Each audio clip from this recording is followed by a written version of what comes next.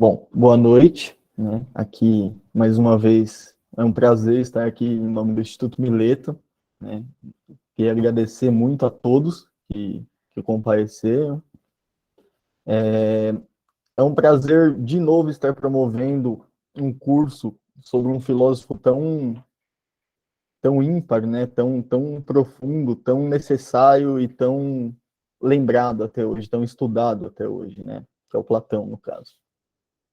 É com certeza um dos nossos pilares da filosofia ocidental.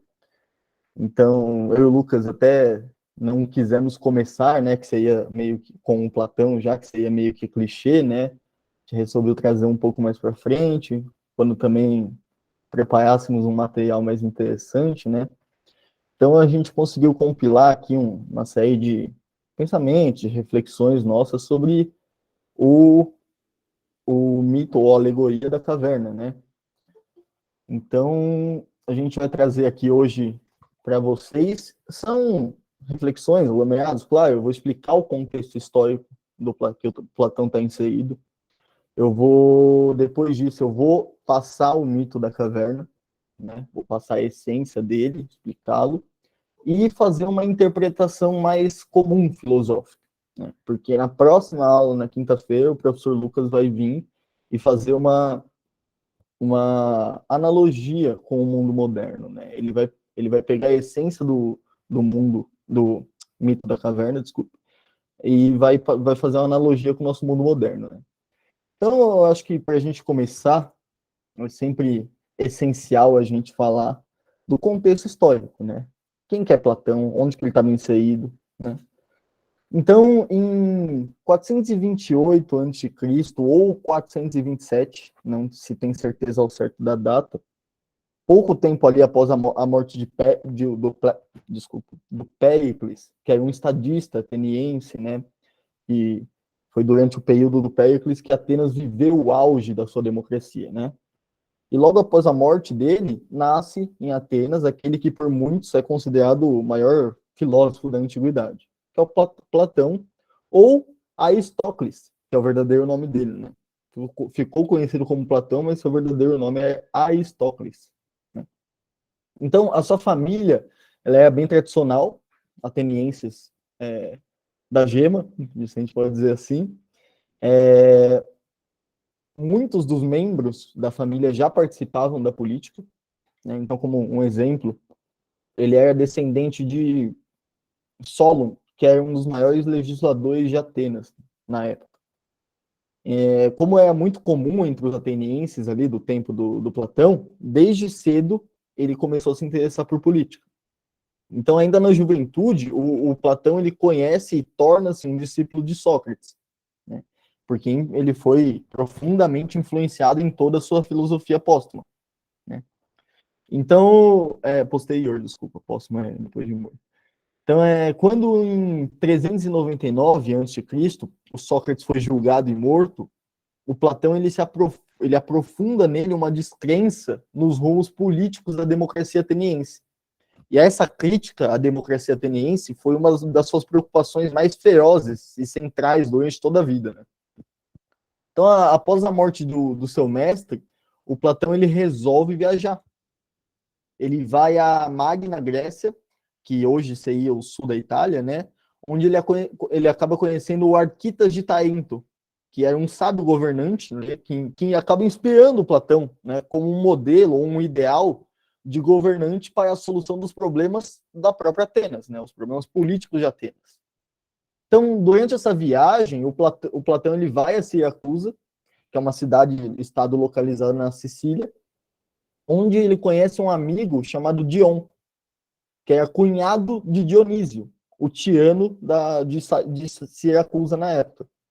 E é nessa cidade que o Platão ele tenta primeiramente aplicar suas ideias sobre política, mas ele não consegue nada. Ele sai de lá de mãos abanando. Ainda durante essa viagem, Platão também vai ao Egito. Só que o que aconteceu nessa jornada não é muito certo para a gente, não é muito claro para nós como humanidade, então eu prefiro não entrar nesse ponto. Então é nessa época também que o Platão ele escreve os seus primeiros diálogos e também provavelmente começa a escrever a República, onde nós vamos encontrar o mito da caverna, né? Então, a República, ela é conhecida por ser dividida em várias partes, onde o Platão, através de diálogos socráticos, ele vai discutir problemas como a justiça, o belo, né? Deixa eu ver o que mais, a política em si, né? Qual que é o modelo que se deve ter na polis, que é chamado de polis, né? A cidade-estado ateniense. Então, uma das suas, talvez a maior obra, acho que não está exagerando a falar que a República é a maior obra de Platão.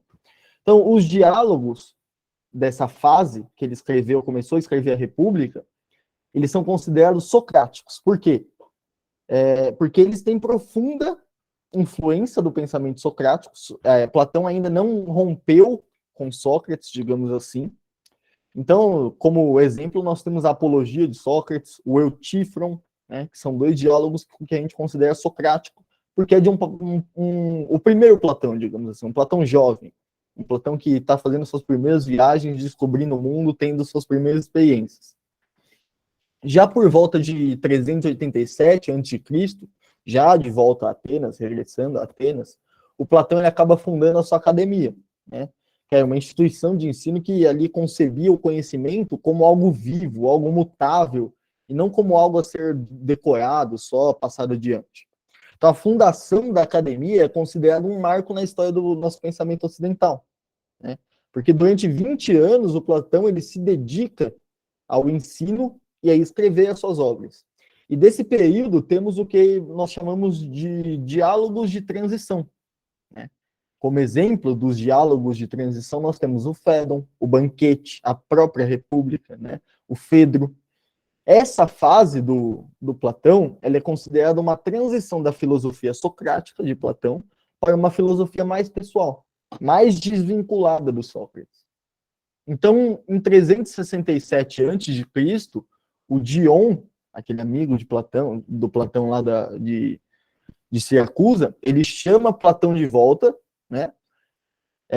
Por quê? Porque o Dionísio I, o tirano, havia morrido e seria sucedido pelo Dionísio II. Dionísio é um título, né?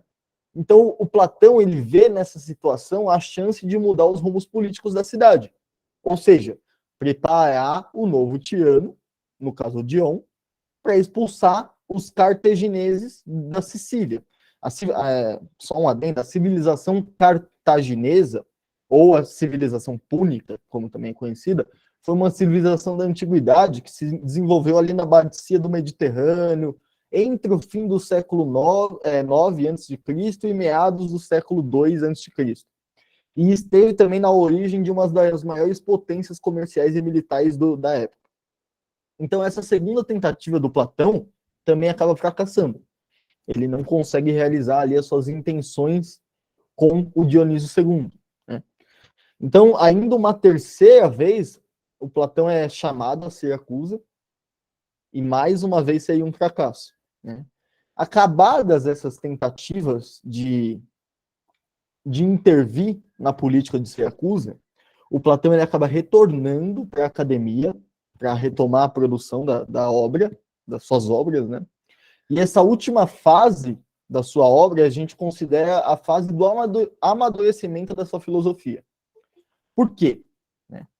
Porque o Platão, nessa época, além de ele definir de uma forma definitiva mesmo as fronteiras entre o seu pensamento e o do seu mestre Sócrates, é nessa fase também que nós podemos ver a visão, as primeiras visões do seu mundo das ideias, né? Que a gente vai falar aqui mais para frente. Então, são dessa fase obras do Platão como Timeu, Crítias e também a Inacabada Leis, né? Que esse livro, essa obra não foi acabada. Então, o Platão ele morre em 348 a.C., ou 347, que é cerca de 10 anos antes de Felipe da Macedônia conquistar a Grécia ali através das guerras. Então, o Platão ele está vivenciando o final do período áureo da democracia ateniense. E também ele vivencia a longa crise que se aprofunda em Atenas naquela época. Então, ele acaba testemunhando a invenção política como um modo de vida por excelência para o povo grego. ele sempre foi profundamente crítico da política do seu tempo. Ele questionou a ordem posta e propôs uma mudança radical na organização e distribuição do poder dentro da polis, a fim de construir uma cidade justa, equilibrada, né? O que, na sua visão, somente poderia ser feito por uma educação dos governantes e dos cidadãos, né? Então, Platão, ele dedica sua vida a esse projeto de formação humana que provoca uma mudança de postura no plano do ser e, ao mesmo tempo, também uma mudança de olhar no plano do conhecer, né? É a amizade, a filia, né, em grego, o amor ao saber, o amor ao conhecimento, que acompanhou e deu sentido a toda a existência platônica. Só para um adendo, né, o amor e a amizade eram praticamente o mesmo conceito, né, para os gregos, né? Então, como filósofo, o Platão, ele pensa o real e transcende o mundo empírico, que é o mundo concreto, né, para atingir uma verdade, uma essência, uma permanência, algo imutável, a substância das coisas, né? Então, ele se aplica de modo até perseverante ao estudo das questões universais, né, na busca de conhecer a totalidade ali das coisas, e especialmente também a relação entre os homens na polis.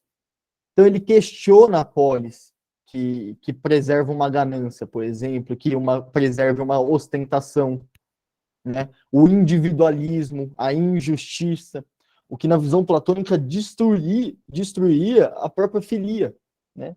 Então, ele questiona ali os discursos ligados aos interesses particulares, que são colocados em evidências pelos sofistas na Ágora, né? A Ágora, para quem não sabe, é o local de discussões das questões da sociedade grega, né? É como fosse uma praça pública, digamos assim.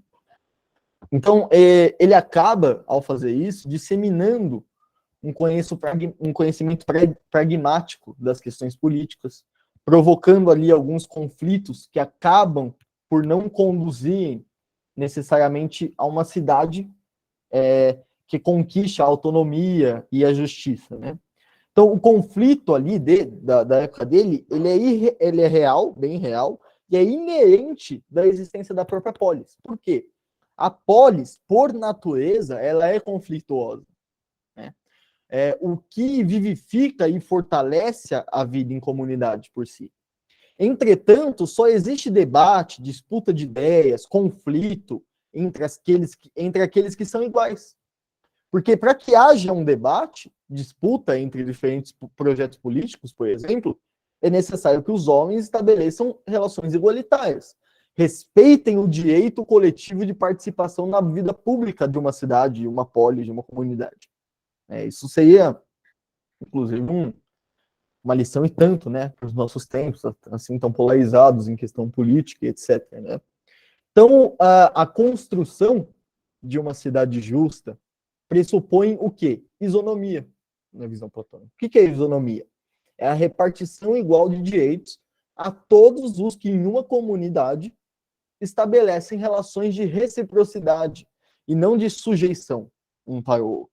Então, não existe consenso em uma sociedade em que as pessoas pensam diferente, cada um é livre para expressar suas ideias nos momentos e espaços comuns, contribuindo assim para a existência coletiva e elevação de todos os cidadãos, que se realizam sempre num plano político, fundado sempre na filia, no amor, na amizade, né? Então, os que compõem uma cidade, por mais diferentes que eles sejam por sua origem, sua classe, sua função, eles são, de certa maneira, semelhantes uns aos outros. Essa semelhança cria a unidade da polis, porque para os gregos, só os semelhantes podem se encontrar unidos pela filia, né? Pelo amor, pela amizade. Então, associados sempre numa mesma comunidade. O vínculo do homem com o homem, ou do humano com o humano, vai tomando, assim, num esquema da cidade mesmo, a forma de uma relação recíproca, reversível, né? Substituindo as relações hierárquicas de submissão e domínio. Então, todos os que participam do Estado vão definir-se como semelhantes. Depois, de maneira mais abstrata, como iguais. Então, apesar de tudo o que os opõe, os conflitua em suas vidas sociais concretas, no dia a dia, os cidadãos, ainda assim, eles se concebem no plano político, na visão platônica. Como? Eles se concebem como? Como unidades no interior de um sistema onde a lei é o equilíbrio, onde a norma é a igualdade. Então, a cidade de Atenas, no tempo do Platão, ela vivenciava transformações de ordem econômica e cultural gigantescas ali, né? É conhecido hoje como a derrocada de Atenas, né? Que marcaram ali profundamente a existência dessa sociedade e os ideais e concepções do homem grego também da época. Então, essas mudanças, elas estão diretamente relacionadas à retomada dos contatos com o Oriente, por exemplo, que haviam sido ali interrompidos com a queda do Império Micênico, né? A expansão do comércio pelo Mediterrâneo abriu algumas novas fontes de abastecimento de objetos ornamentais, por exemplo, de metais preciosos, numa terra que era praticamente desprovida de riquezas de minas, né? O que acabou por culminar, por ocasionar um gosto pela ostentação, pelo luxo, pelo fausto, né? O interesse. Então, a influência do Oriente não se fixa somente na cerâmica, nos temas figurados, na ornamentação da vida. Seduzida mais pelo luxo, pelo requinte, pela opulência, a aristocracia grega do século VII ali, ela acaba se inspirando nos gostos do Oriente, nos seus costumes, nesse ideal luxuoso e delicado que caracteriza muito, desde a arquitetura até a ordem social do mundo oriental, né? Então, a ostentação dessa riqueza se tornou, desde então, um dos elementos de prestígio ali, um meio entre o valor guerreiro e as qualificações religiosas, para denotar, para mostrar a supremacia, o poder, né, assegurar o domínio sobre seus rivais. Então, ter ornamentos, ter costumes, gostos e etc., do Oriente se tornou uma demonstração de poder no meio da aristocracia grega, no meio da alta classe grega, né, da época. Então, na cidade em que prevaleceu, por exemplo, o interesse submetido ao nomos, o que é o nomos? O interesse submetido ao ato de partilhar, não se respeita a parte que cabe a cada um. E, portanto, não há de quê na visão platônica, não há justiça, não há o direito, né? O direito como uma matéria, como uma ciência. Então, não há igualdade onde há disputa pelo poder, e nem liberdade onde os privilégios são concedidos a certos grupos somente. Então, o Platão ele está criticando uma democracia que não é capaz de garantir essa isonomia, essa igualdade de direitos de todos os cidadãos numa sociedade. Cidadãos, desculpa. Então, um regime de governo em que a autonomia ela é suprimida e a liberalidade excede a norma comum, uma sociedade em que o dinheiro e o interesse acabam movendo as relações entre os homens. Platão critica tudo isso, né?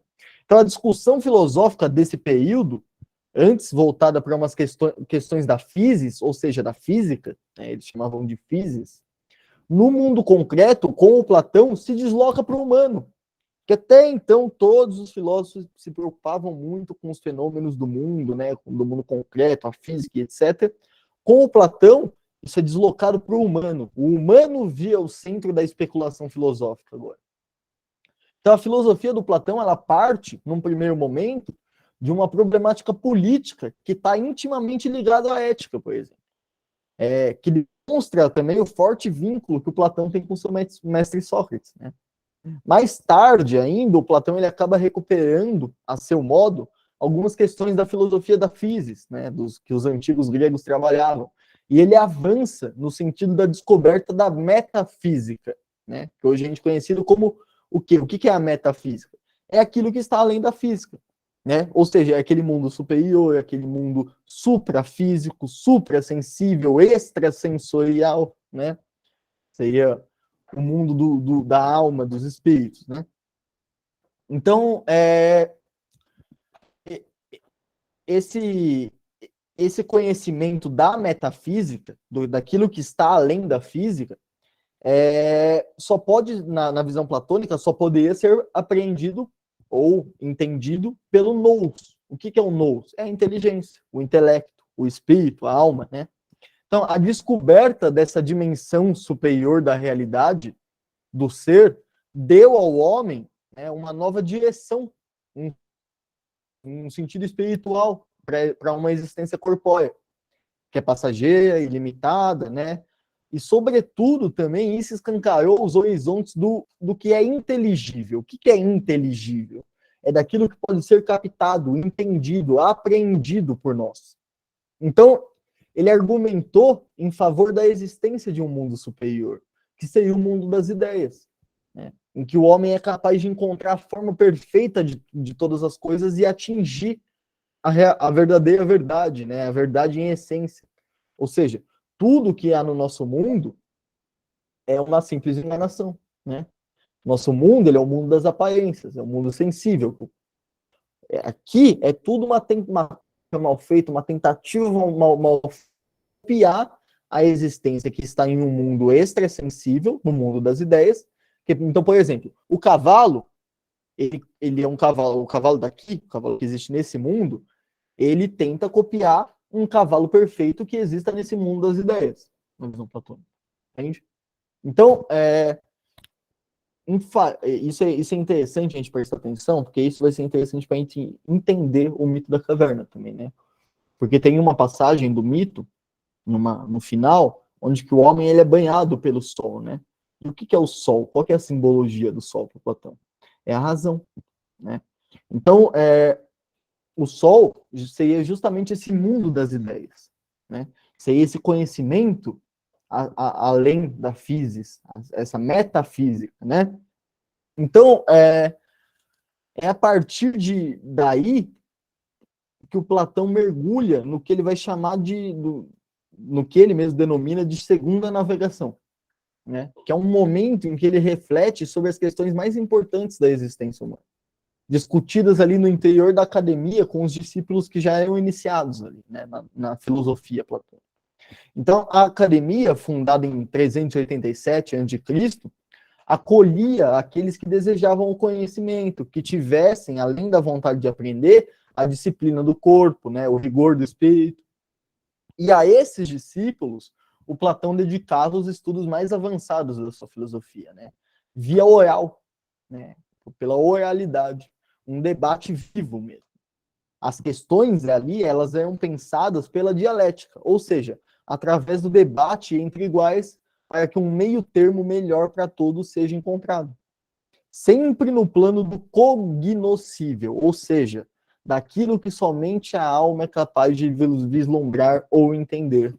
Então a gente pode perceber no Platão que ele traz a importância da racionalidade, né, do pensamento analítico, crítico e etc.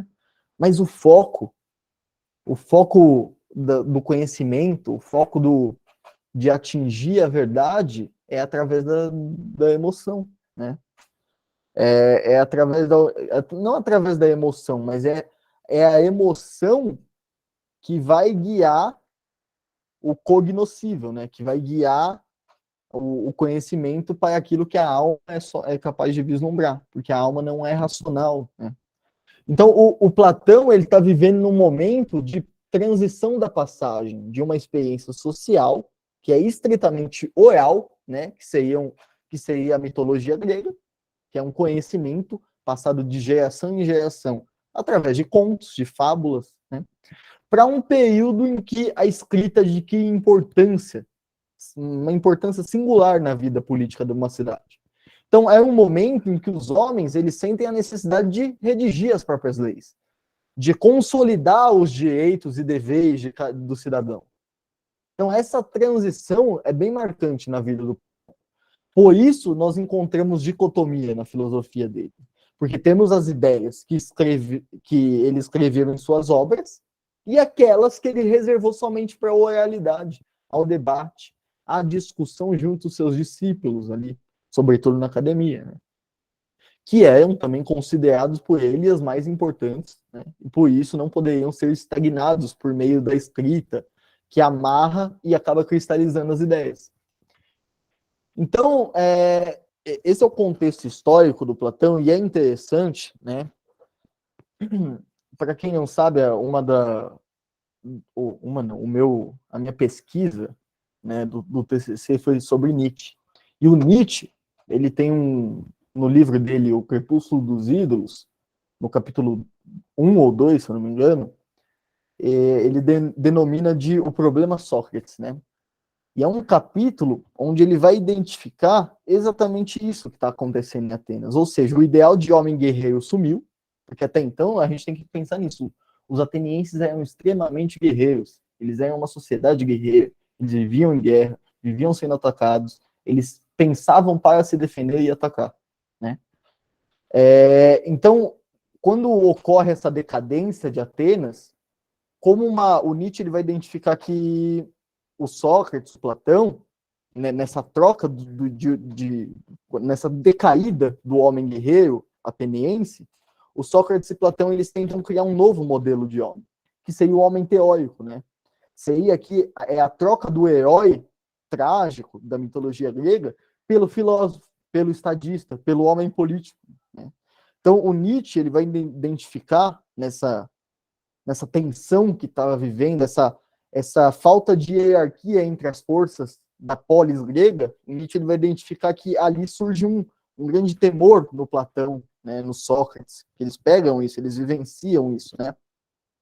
E por isso, por causa desse temor, o Nietzsche vai dizer que o Platão acaba expressando de forma,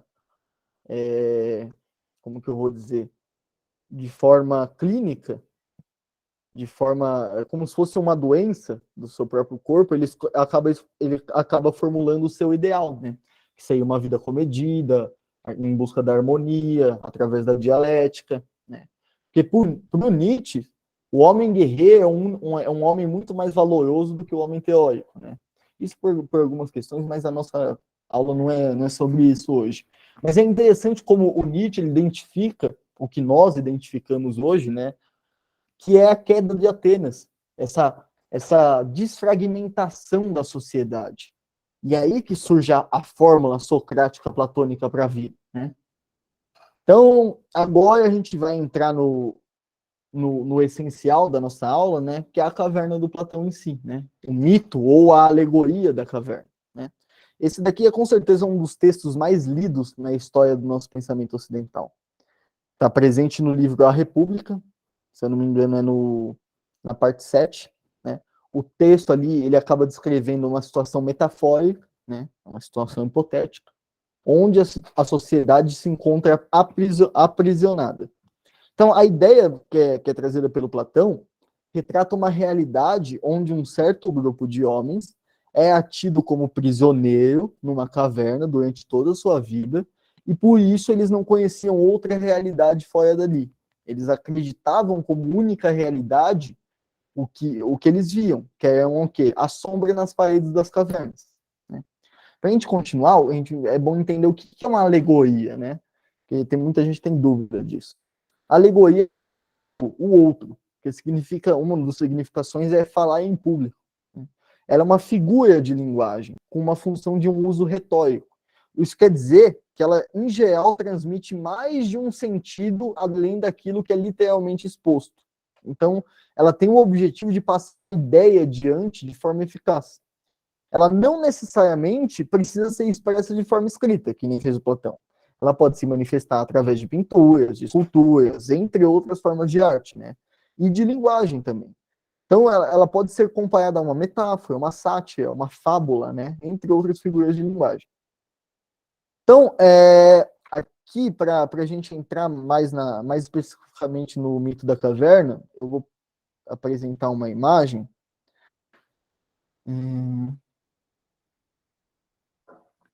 Aqui.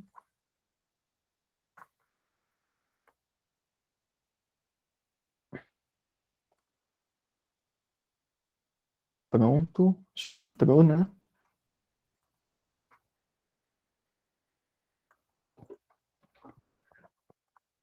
Deixa eu só ver se está tudo certinho aqui. Vocês conseguem ver a imagem?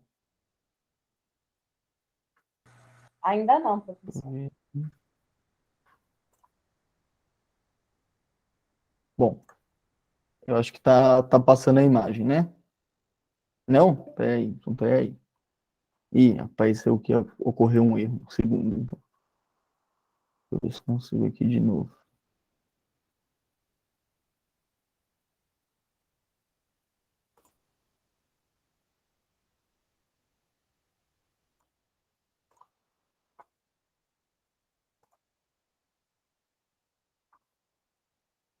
Será que foi agora?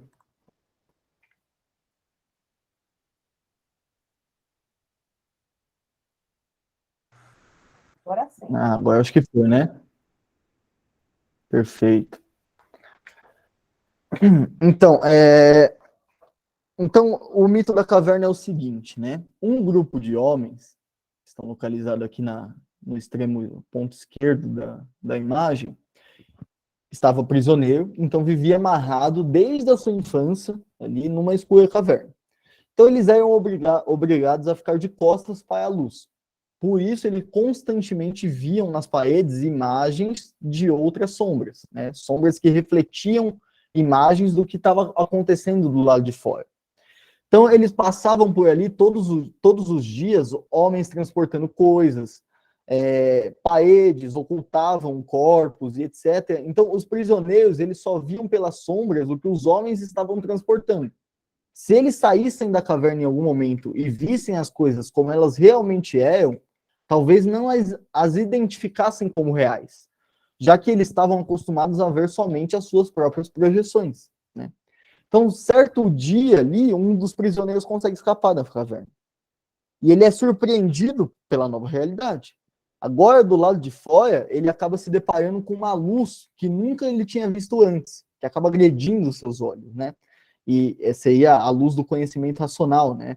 Então, ele precisa agora decidir se ele volta para a caverna ou se ele fica do lado de fora, desse novo mundo. Com o tempo, esse homem, agora livre, ele se acostuma com essa nova situação, ele considera essa realidade como iluminada e acaba ficando maravilhado, ou seja, não desejando mais retornar para a prisão. Ele pensa nos companheiros e decide levar as boas novas, né? Levar a realidade de fora da caverna para eles. Só que ao chegar lá e contar as boas novas, eles, que ainda estão presos às sombras, ridicularizam o homem, né? Nesse momento da narrativa, o Platão ele está fazendo uma clara alusão para o Sócrates, né? Ele explica através do conflito entre a sombra da caverna e a luz do exterior, ele faz uma referência ao Sócrates, porque para quem não sabe, o Sócrates ele foi condenado a tomar cicuta por corromper a juventude de Atenas e introduzir falsos deuses. Então, o mito da caverna pode ser entendido como uma clara alusão do Platão para a injustiça cometida ao Sócrates. Enfim, a tensão ali dentro da caverna aumenta, né, até o ponto em que os prisioneiros acabam castigando o homem livre e o matando. Então, essa é o mito da caverna, né? É interessante a gente perceber que o trabalho do homem livre, do pensador, do filósofo, aqui na visão platônica, ele não está em só se desvencilhar das suas amarras e encontrar a realidade, né? Ir para fora da caverna e ser banhado pelo sol do meio-dia, digamos assim. Ele também tem como função voltar, né? Voltar e levar as boas novas, mesmo sabendo que vai ser escorraçado, vai ser tirado como louco, vai ser condenado a tomar sepulcro, né?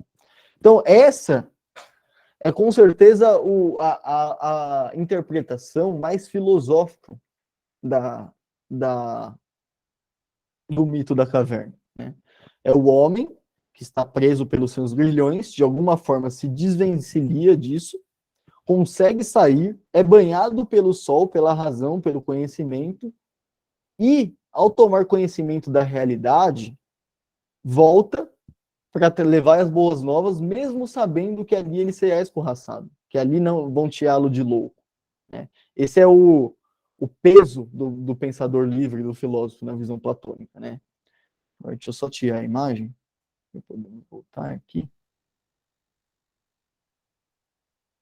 Então, como eu estava falando, existe uma concepção dualista de realidade para Platão. A análise dialética do Platão na República traz uma doutrina política que coloca os amantes da verdade, digamos assim, como os únicos que têm condições de libertar-se dessa caverna, ou seja, das ilusões e noções que são pré-concebidas. Então, o Platão ele imaginou uma sociedade ideal, governada pelos reis filósofos, que a gente chamava, né? Então, na polis perfeita, imaginada por Platão, os reis filósofos, que seriam pensadores, filósofos ou políticos, eles seriam a cabeça, né? Eles seriam os líderes, os comandantes.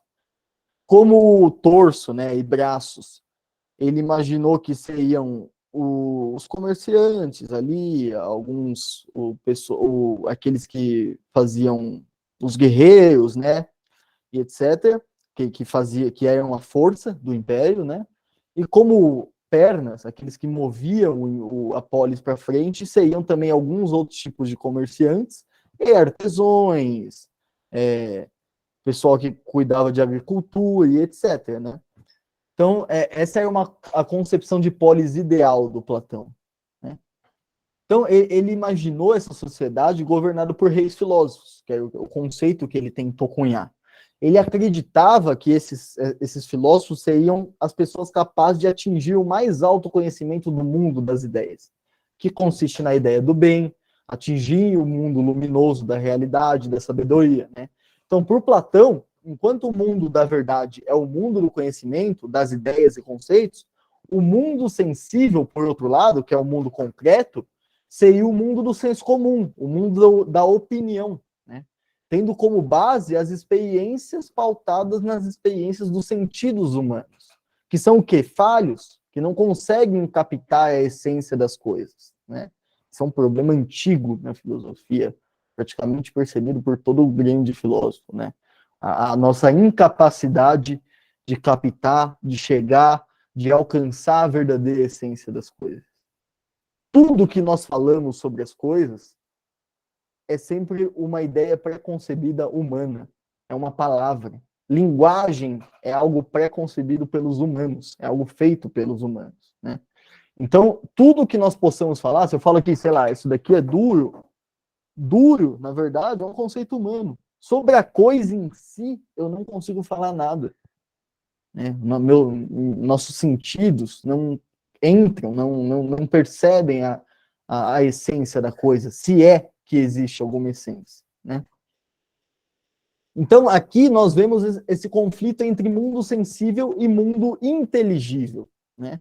O mundo sensível sendo o nosso mundo, imperfeito, cópia, né? Sempre esconhecido, e o mundo inteligível sendo esse mundo verdadeiro, perfeito, onde o mundo imperfeito se baseia para tentar.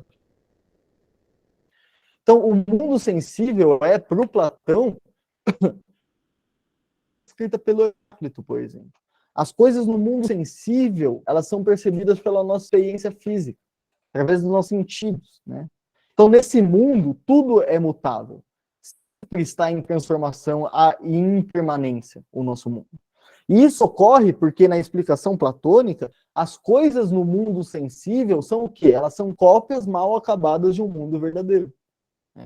Então, o Platão ele vai atribuir ao mundo sensível um caráter de ilusão, de enganação. E apesar disso, para o Platão, experimentar as coisas no mundo sensível é o caminho para passar as ideias do mundo inteligível. Aí a sacada, né? Em vez de só falar que é pura enganação, ele fala, não, serve para alguma coisa, né? O seu sentido, as suas emoções, elas servem para alguma coisa. Elas servem para te levar até o caminho do mundo das ideias, né? Que seria o mundo inteligível, que seria o mundo verdadeiro. Então, para nós, é possível acessar esse mundo pela reminiscência. O que é a reminiscência? É a lembrança que a alma tem das ideias que ela contemplou, que ela viu, que ela se confrontou no mundo inteligível, no mundo perfeito, antes dela desencarnar nessa terra, no mundo sensível, né? Então, para o Platão, a alma é imortal e habita o mundo inteligível até se juntar ao corpo.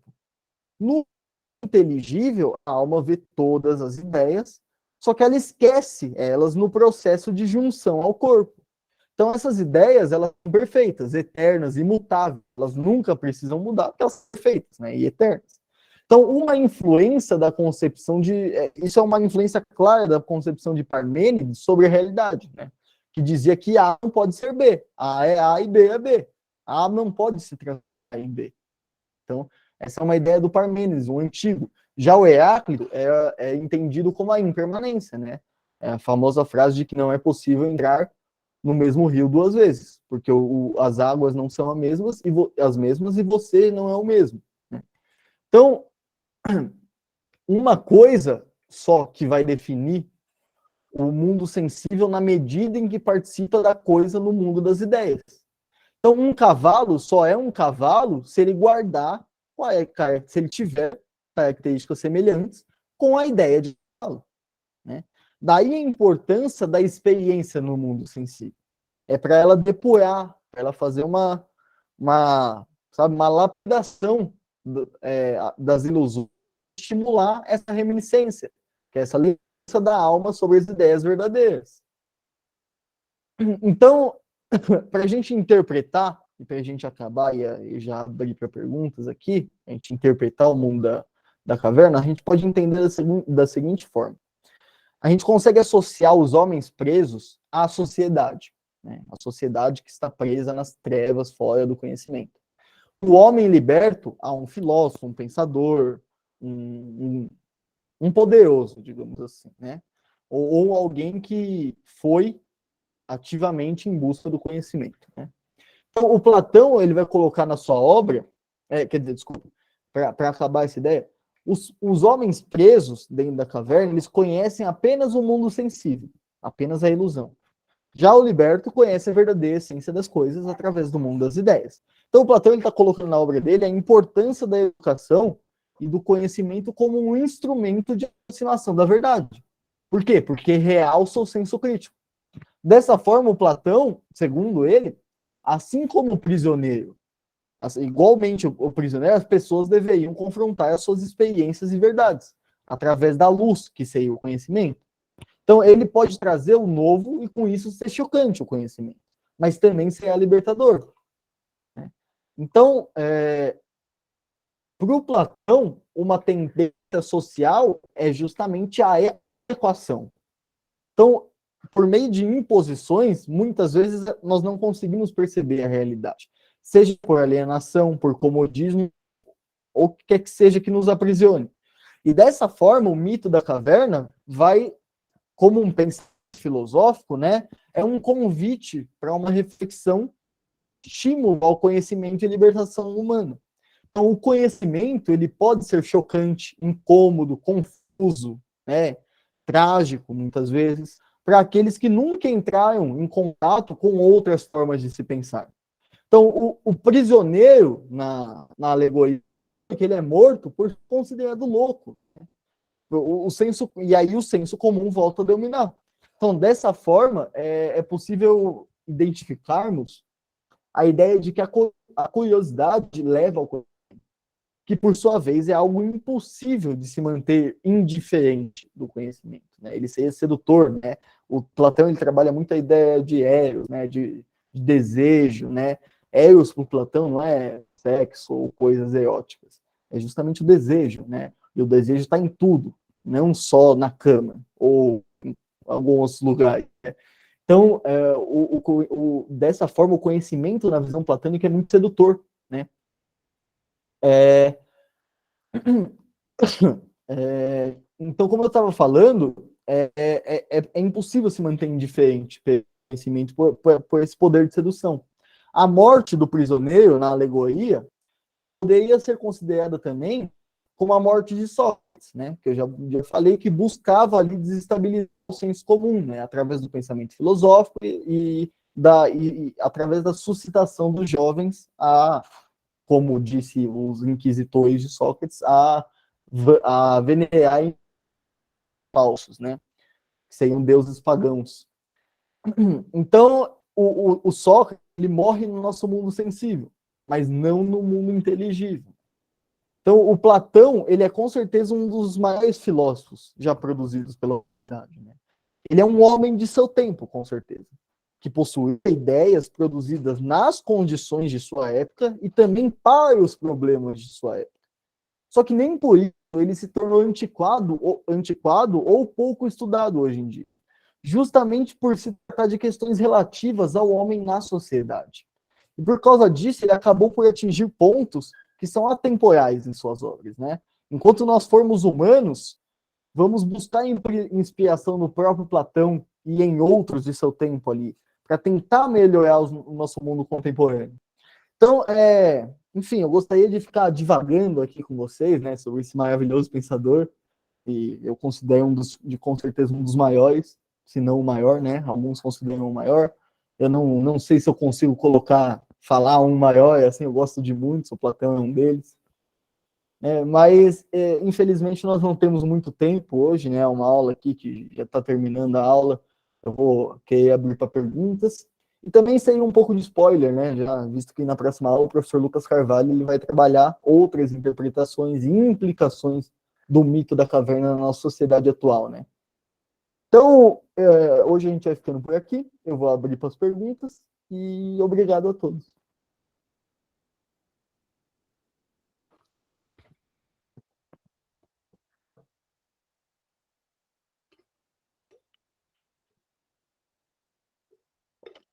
Bom, quem quiser pode começar a fazer qualquer pergunta, pessoal, ou escrevendo ou falando mesmo, como preferirem.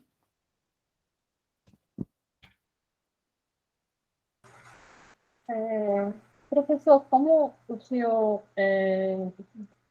entende esse movimento agora que está acontecendo,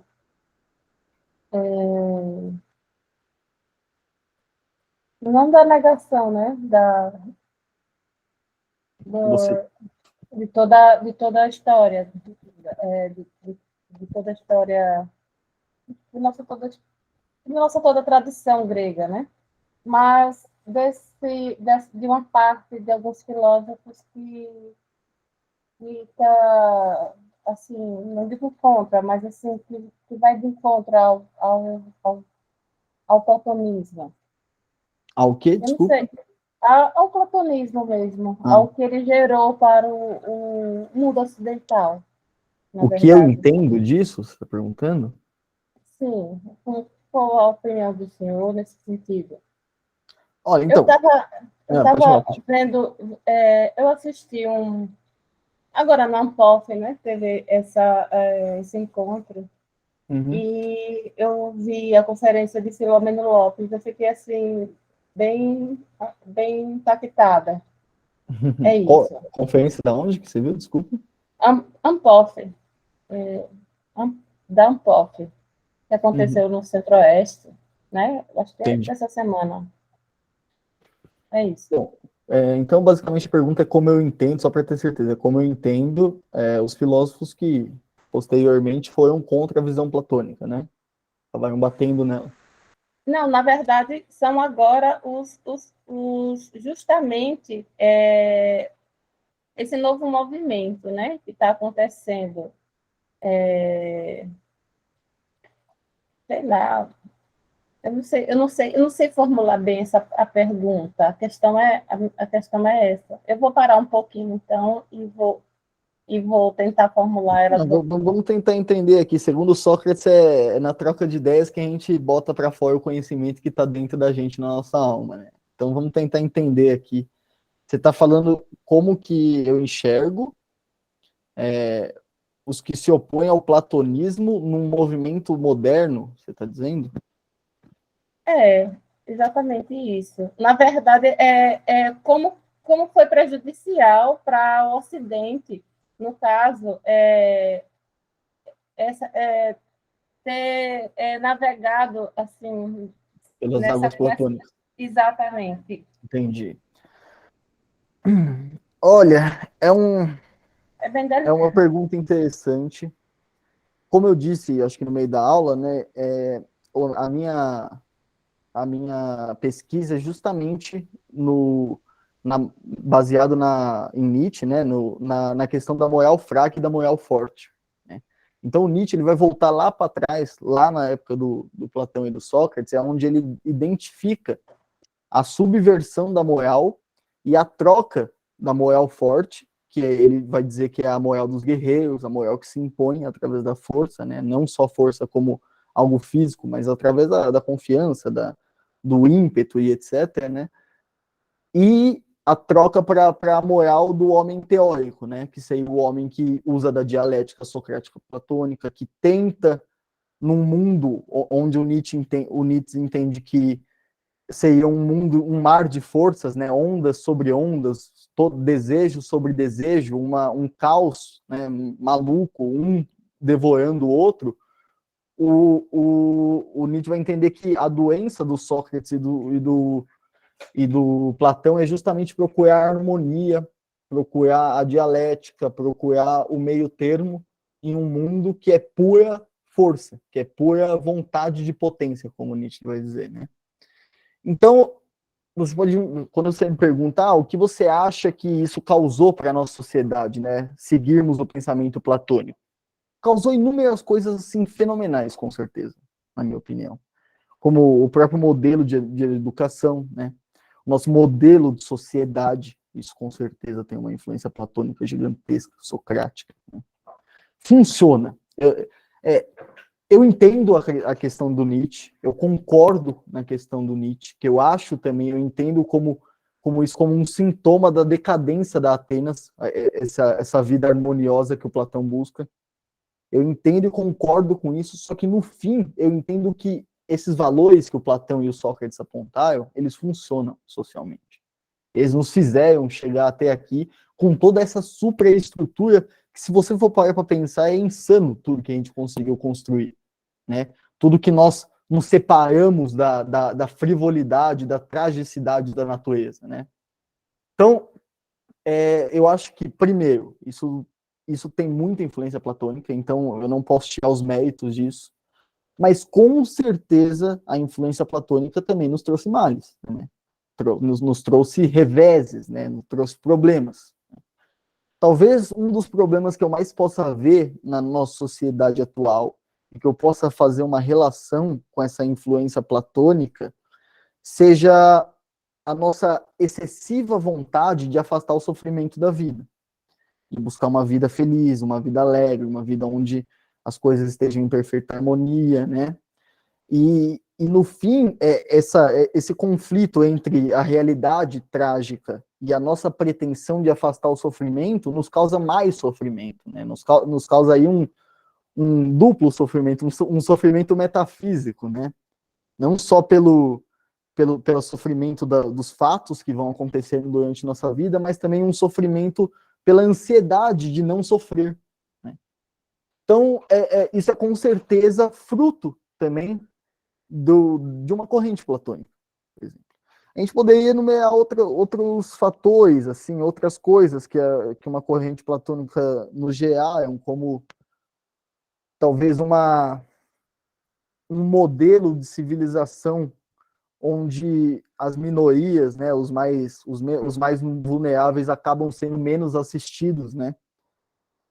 Isso na época grega, né, é importante lembrar que a democracia grega é uma democracia aristocrática, né? Não é todo mundo que vivia ali na Grécia que participava, né? Apesar de ser muito bonito o jeito que é colocado, na verdade só homens atenienses que participavam. Então escravos, mulheres, crianças, nada, né? Então, é importante nós entendermos que Platão, apesar de ser um pensador atemporal, por tratar dessas questões da alma, do belo, do justo, etc., ele também é um pensador que está inserido muito nos problemas da sua época, né? E como tal, ele também é cheio dos valores e preconceitos gerados por esses valores, né? Então, eu acho que a nossa sociedade deve muito ao Platão tudo o que nós temos de bom, mas também muitas coisas que nós temos de ruim. Acho que talvez consegui responder um pouco. Conseguiu sim. Muito obrigada, professor. Nada.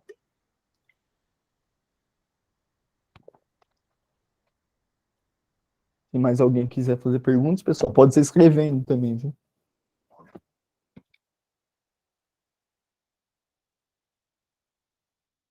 Professor, obrigado Oi. pela aula. Qual o problema que leva Platão a pensar no mundo das ideias?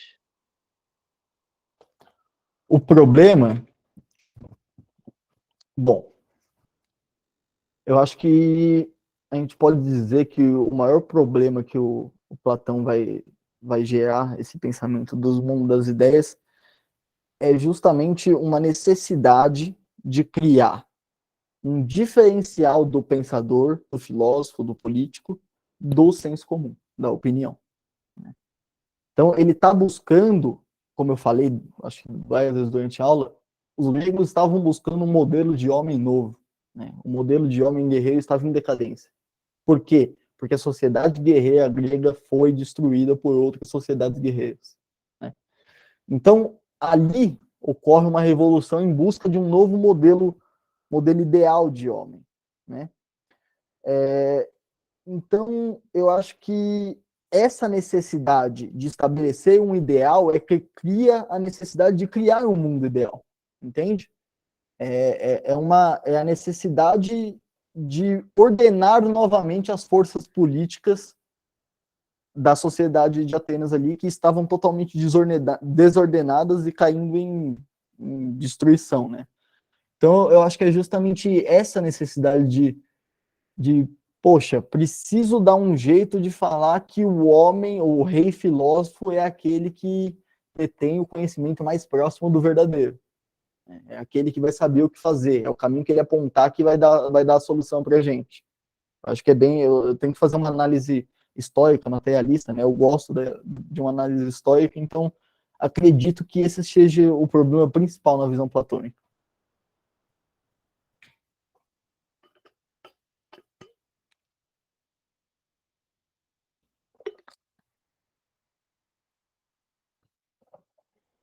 Bom, vamos ficar mais 5 minutinhos sem ninguém tiver falar nada, mas a gente encerra já.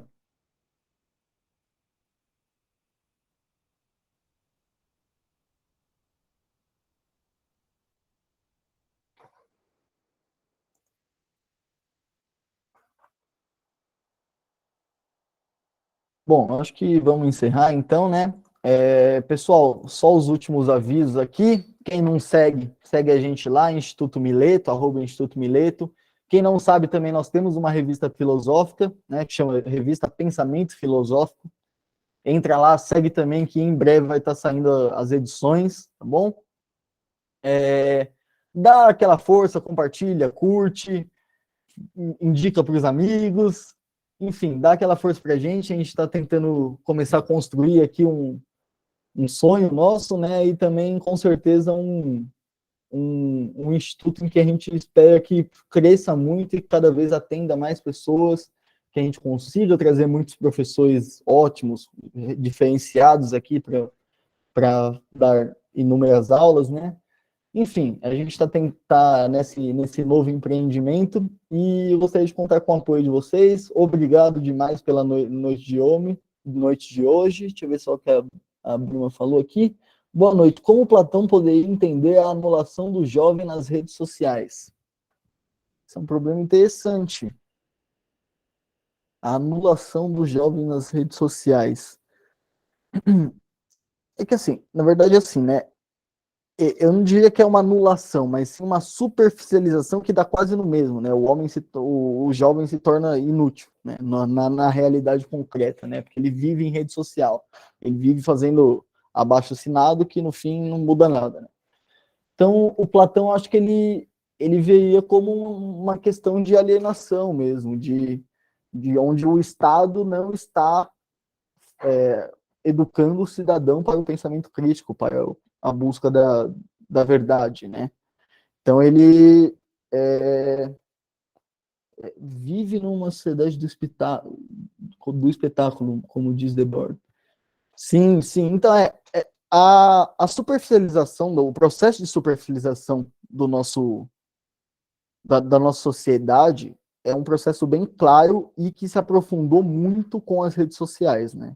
É claro, já existia essa tendência pelas facilidades que nós geramos, né, como telefone, barco, avião, etc, etc, etc, né, a possibilidade de uma comunicação mais rápida, Mas, no momento que a comunicação se torna instantânea, ela não se torna mais eficiente, ela se torna menos eficiente, diferente do que nós pensamos. Né? Porque antigamente nós pensamos, para escrever uma carta, demorava 1, 2 meses, até ano, dependendo do lugar, demorava anos para você receber uma resposta, né, quando você escrevia uma carta.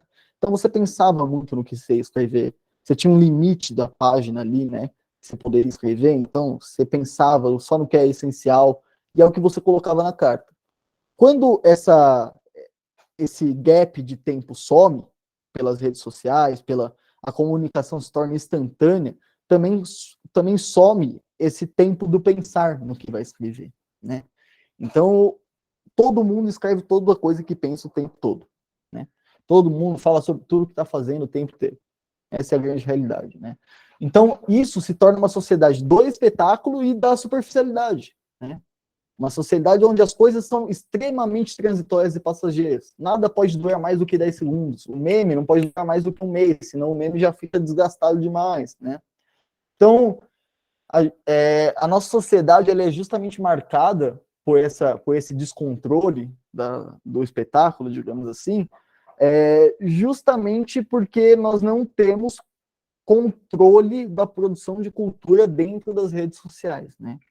Então, voltando à sua pergunta, como Platão ele poderia entender essa anulação do jovem nas redes sociais, eu acho que ele entenderia justamente como uma grande alienação provocada pelos poderosos, pelo Estado, onde a espetacularização da vida, onde a exposição da privacidade se tornou um business, né? Se tornou interesse do capitalismo, basicamente, né? Essa é uma importante função do capitalismo, e com certeza Platão entenderia isso olhando para o capitalismo, né? O capitalismo, ele mercantiliza tudo, ou seja, tudo se torna mercadoria, até mesmo suas relações pessoais, ou seja, suas relações amorosas, suas relações com amigos, suas relações com seus pais.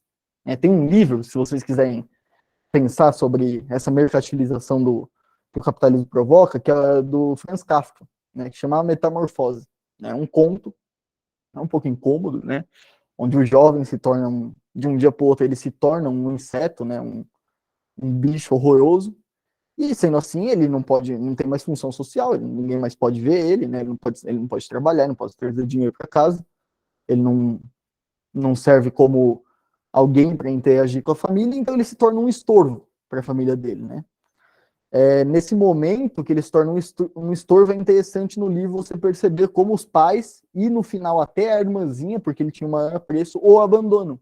Por quê? É justamente o Franz Kafka está fazendo uma crítica ao capitalismo, trazendo essa questão da mercantilização das relações, né? Quando você já não tem mais nada de útil para trazer, acabou para você. Então, a nossa sociedade, ela vive na sociedade do espetáculo justamente porque nós temos que produzir o tempo todo. Todo o tempo nós temos que ser úteis, né? Então, a gente deu um jeito de transformar em mercadoria a nossa vida comum, nossa vida privada. Né? Claro, ainda, pelo menos por enquanto, as pessoas têm opção, né, de entrar ou não entrar nas redes sociais. Ainda, por incrível que pareça, existe gente que não tem rede social, só que realmente a tendência é que essa opção se torne mais difícil e mais problemática conforme as gerações vão passando. Provavelmente, se seu filho não tiver uma rede social, seu filho não, mas sei lá, daqui umas 2, 3 gerações, a criança que nascer e não tiver uma rede social é quase como se ela não tivesse nascido. Então, deixa eu ver aqui o pessoal está falando. Para pensar um luxo, com certeza. Antônio Dico também, Nas Ruínas do Neoliberalismo, Andy Brown, nunca li esse, mas parece interessante, Antônio. As produções se apresentam vagas, vazias. Como assim? Que produções? Produções de texto, produções culturais? Que tipo de produção você está querendo dizer? Nas redes, as produções... a produção cultural ali que a gente faz na rede. Então, justamente por causa tanto do capitalismo, quanto por causa da questão que o capitalismo ele transformou o tempo em mercadoria, né? Então, para ser rápido e girar, fazer a máquina girar o tempo todo, tá se retroalimentando o tempo todo, tirou-se o conteúdo, ficou-se o formato, só a forma, né? Então, por isso que, por exemplo, dancinha faz tanto sucesso. Algo rápido, que tem mais forma do que as pessoas não que dança não tenha conteúdo, tem muito conteúdo técnico, obviamente, mas é uma coisa que as pessoas, digamos que do senso comum, não captam, então é algo que vende fácil, que é muito comprável e que gira muito o mercado, né? Ficam alimentando a alienação mental e pessoal, com certeza. É uma espécie de alienação, é inegável. Assim, primeiro que assim, é impossível viver sem nenhuma alienação. Todos somos alienados desde que nascemos. A criação familiar é uma espécie de alienação, a educação escolar é outra espécie de alienação, o mercado de trabalho também te aliena, né? Então, é impossível fugir da alienação, isso é um fato. Agora, isso não quer dizer que a gente não pode olhar, criticar e tentar melhorar algumas alienações, como essa que a gente está falando da questão das redes sociais, né? É difícil? É difícil, mas acredito que no futuro, né, aprendemos a conviver um pouco melhor, assim como nós convivemos na realidade concreta, também no ambiente virtual, né? Porque é muito engraçado esse fenômeno, né? As pessoas são todos nervosões, brigões nas redes sociais, quando se encontra um cara a cara, assim, todo mundo vira chihuahua, né? Todo mundo fica de boa, sabe falar o tom de voz correto, sabe ser educado. Isso é um fenômeno do anonimato, né? Segundo as pesquisas indicam. Mas isso é justamente um pouco do que a gente estava falando, que as pessoas ficam se alimentando nessa alienação. O jeito das pessoas se comportarem dentro das redes sociais é muito diferente do que da vida real, né? Então, talvez por isso, por essa facilidade de mudança de comportamento, fique mais fácil que a gente pule de alienação para alienação o tempo todo. Enfim. Se alguém quiser fazer mais alguma pergunta, se alguém quiser falar mais alguma coisa.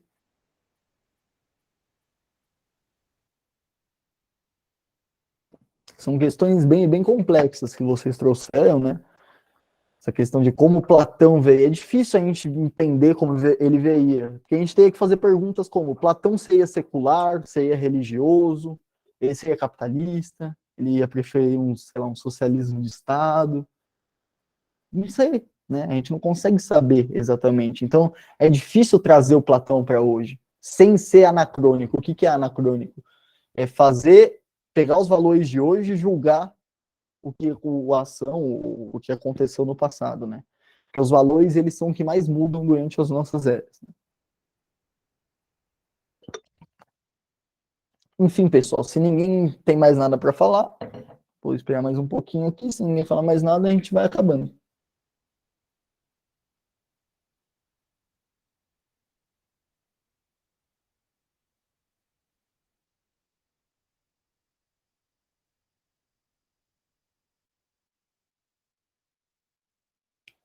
Bom, acho que é isso então, povo.